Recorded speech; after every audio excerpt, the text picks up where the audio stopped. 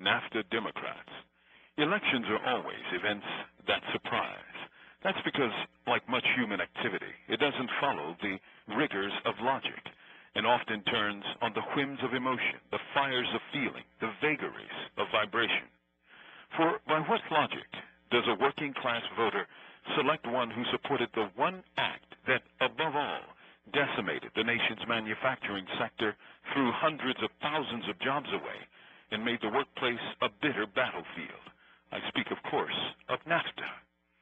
Few championed NAFTA, or the North American Free Trade Agreement, more than William Jefferson Clinton, who promoted it as good for business, good for workers, and good for the American economy. Of course, it pleased business, for it opened up cheap labor pools in Mexico and enabled scores of maquiladores to open up shop on the other side of the border, pay Mexicans a pittance of U.S. labor costs, and ship finished, cheaper goods back to the U.S. market. Of course, the loss of manufacturing jobs also meant the loss of best-paying jobs and the growth of service jobs, which traditionally pay far less. Seen in this light, how does Ohio, a place of post-industrial loss, vote for Hillary Clinton? As we've seen, it does so overwhelmingly.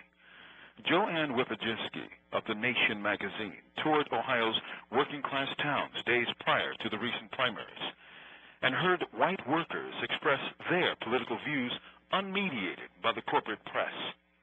In an all-white bar in Springfield, a middle-aged guy exclaims, "I love Hillary," repeatedly.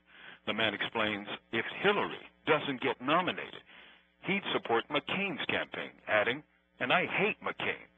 A questioner asks, "Why not Obama?" The man offers more an excuse than an answer, until the question is repeated, and he answers matter-of-factly, because he's black.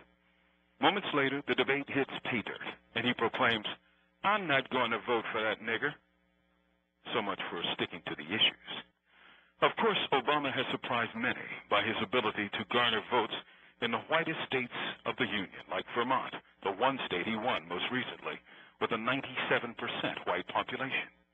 But early in the primaries, few gave him a shot at actually winning. Things have changed.